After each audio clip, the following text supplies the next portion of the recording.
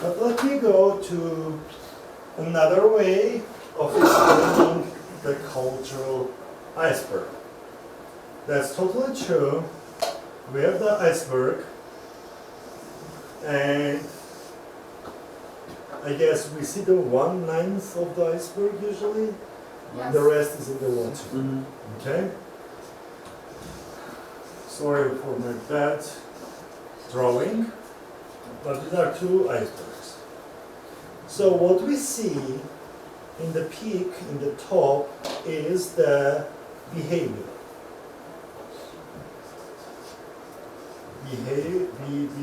Behavior, culture A, behavior, culture B. Okay? What we don't see are the values, which are in the water. Values of culture A, values of culture B. Okay? Let's talk more about that. The example that I brought, or I want you to bring your example. Can you bring an example when you were in a culture and there was something that you noticed and you reacted to that?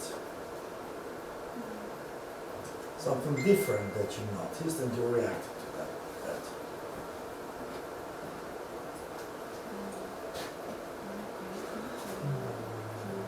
Okay, Armenians, when you were in Turkey, what was the cultural shock for you? Namaz at night. Namaz? At night. Namaz at night. Okay, so what you noticed is namaz at night.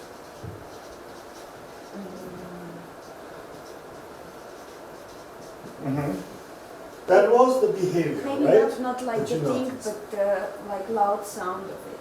Loud sound of it. Yes. Okay. Not the namaz I itself. want to say so, because I was born and raised in Moscow. When I came to Armenia, even though I was Armenian, my shock was that people knew and still know no boundaries. Like there are no personal space. People can ask you any question and they think that it's okay. So you were born as an Armenian. Your identity and nationality is Armenian, but your culture was Russian. It was something in the middle, like semi-Russian, semi-Armenian. Okay, And but it because was I didn't not have a lot of identical, Armenians yeah. around me, I didn't know that it was a Exactly. normal thing for us. So yeah, So asking personal questions, let's say, like oh, Especially about the salary. or marriage. okay. How much you get. Yeah, Personal but Like that is questions. in Armenia, it's like. and they can And ask you that- that in a bus, like around 100. Like, Okay, so let's look at that. So the the behavior we are seeing is only very small percentage of the culture. Okay? And why Arusik was pissed off when she was asked, are you married? Why do you think she was pissed off? Because she didn't know the person who was asking the question. Because she Okay. was not that way. One thing. Because where she What lived, else? because the culture that she lived in was not containing such. Okay, so in her values, personal space, I mean, because in your value system, you like, I think maybe my I don't know if you can call it a value, but maybe being a tactical person is very important because, for example, people always. it's important, like, it's a value. Yeah, because people may ask you why don't you have kids, but like maybe this couple have issues with having kids, and people don't think that way. They Okay. just like you're married. Privacy. Privacy. Okay, great, privacy. Just let's stop here because we can put lots of Yeah. values here. So in R6 value system, privacy was very important. And in Armenian culture, or that person who was asking the question, connection, knowing, caring is a value. caring, accepting. Maybe gossiping. I mean, It's not- No, it's just direct asking. Yeah. We were not gossiping, directly asking. Curiosity. Curiosity. Okay, so in the Armenian culture, curiosity, caring, getting to know you is a value. Okay? Whereas in her value system, privacy was a value. What happened here? Here happened culture clash. Boom! Two icebergs clashed. Why? Why it clashed? Not sharing the same values.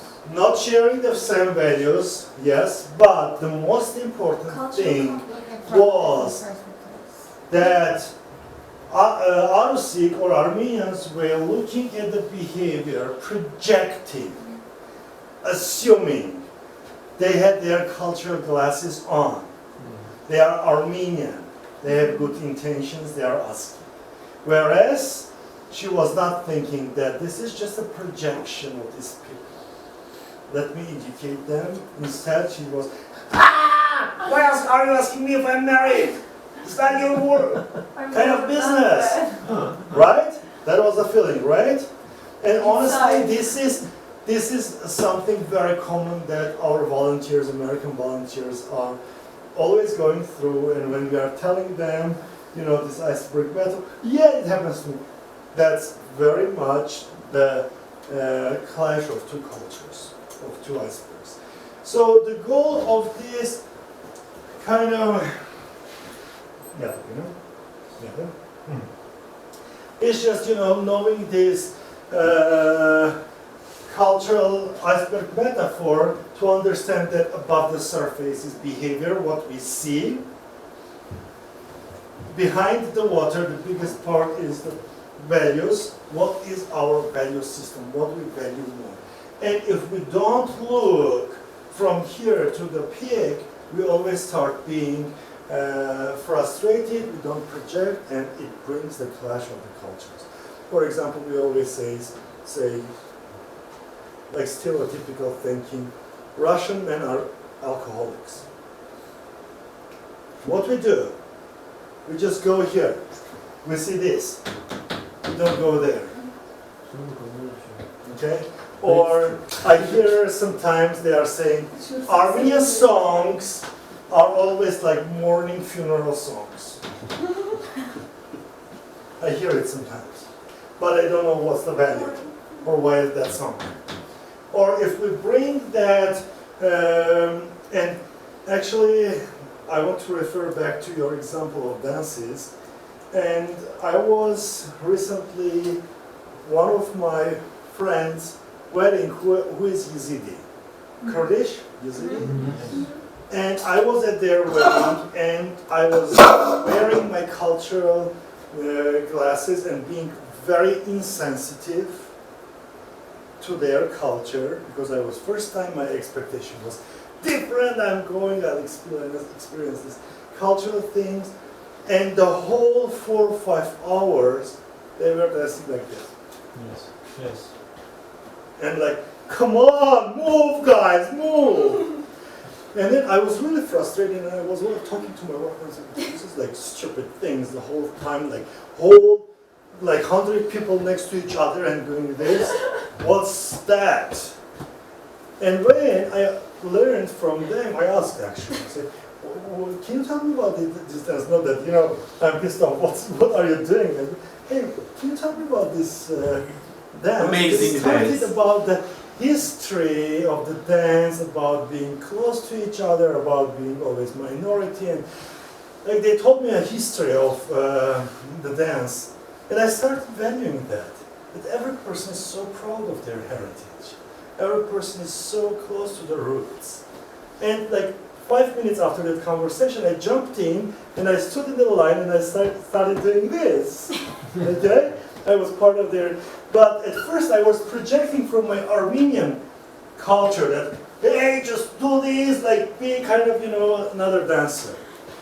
That's something that, or another cultural problem for me was if you Armenians have been in Galaja, you'll see what I'm saying. There is 2-floor restaurant. It's like 2-floor building. So everyone, the 100 people, are standing on the second floor.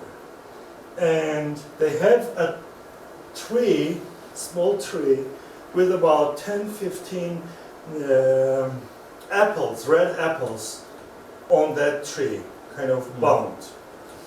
And when the lady, the bride, is coming into the restaurant, she needs to stand like this, and that 100 people are to beat her or just shake that tree so all the apples should go on her head, should hit her. I was, what's going on? This is domestic violence the first day. Why? And then when I talked to them, they were telling me the fertility and the genatsta, the family tree idea, philosophy that they have. This is about fertility. This is to, escape the bad devil eyes, etc., etc., etc. And it made sense to me. Then another cultural shock of that wedding was when the best gift was a pillow. Oh yeah. With wrap and nice and whatever, and it depends on the size, how great the. And I'm saying, oh my gosh, coming to a wedding bringing a pillow is like a nonsense.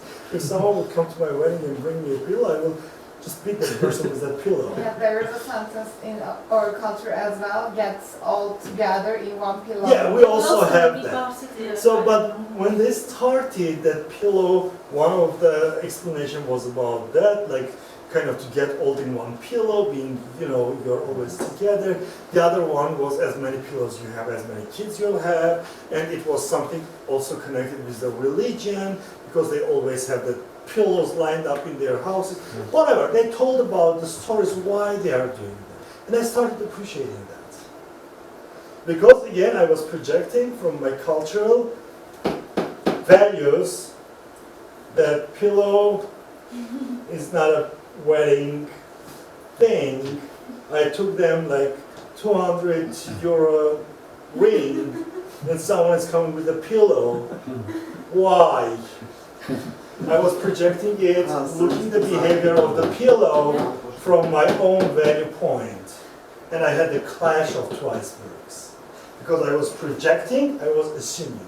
But once I went there and saw what is in their value system, came back and looked at the behavior, I started appreciating it. Make sense? Yes. Yes. We have a question here? Okay. We always ask the question, okay, this much about culture, do we have a choice? What can we do? There is always a choice, and it's awareness. Awareness brings you the choice. If you are aware of culture, if you are aware of yourself, then it will help you make the right choice. Let me see what time is it. Okay. So one of the choice is what they call it cross-cultural code shifting. What do you think is code shifting?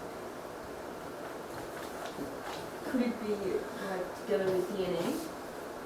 Together with, DNA, in what sense? Tell me more. like a cultural code. Uh-huh. Is it the DNA in the person? Like if it's gen No. or code? Not that in that perspective, Yanjan. Maybe It says like as a choice. Okay. Like iceberg is one of the choices. Okay. You always know that you're projecting, you need to see the value and then go to the peak. maybe that you can accept other cultures, values, Okay? and like think of yourself as a person belonging to another culture. Okay. I mean, it's the same. Putting yourself in other shoes, kind of thing. Not only putting in other shoes, but really changing your culture. Like, I mean, when a Christian becomes a Muslim, like Uh-huh. the whole system, like value systems and all of like lifestyle changes. So Uh-huh. the person like is aware of Christian like traditions and beliefs and of Muslims, and the person decides to change. For me, it's a little bit different. For me, it's more of an identity change than a cultural change. Because in our context today, we're talking about everyday culture. What makes us Armenian, what makes us American or Turkish. When you are born in some in a specific culture and you are to live that culture, to live in another culture, you are starting to adapting yourself, your identity to this culture. Again, see, you are talking about identity. This is cultural code shifting. Okay, so what we mean about, you want to say something? It's like me. I'm born in Germany. Exactly. Tell And me. living in Turkey. I have two cultures, and when I'm in Turkey, I see, but we do it in Germany, not This is so like the Turks. But what you do, you change. If you are in Turkish environment, you change it to Turkish. If you go back to Germany, and I do it this is it. Germany. So intentional code shifting. You are coding yourself. I'm going to Turkey, I need to shift. I'm not going to talk about this, I'm not going to wear this. Right? Intentionally code shifting. And the definition is the act of purposefully modifying one's behavior, purposefully, intentionally, in a specific interaction in a foreign setting to accommodate different cultural norms or appropriate behavior. By the way, if you are interested, Molinsky is another favorite of mine. Read his researches. This is code shifting? This is code shifting. So intentionally, you're shifting. Like, and it happens every time. You walk, it's not only about cultures, guys. If you walk out your house that day, you are going to work, you are code shifting. You are the working person. You go to see and date with your love, you are a different person. You go to negotiate with someone, you go code shift and put yourself in another code. Okay? So, but in cultural context, it's about being aware and intentionally, purposefully change your mindset. Take your cultural glasses. Okay? Intentional. This is the key word here.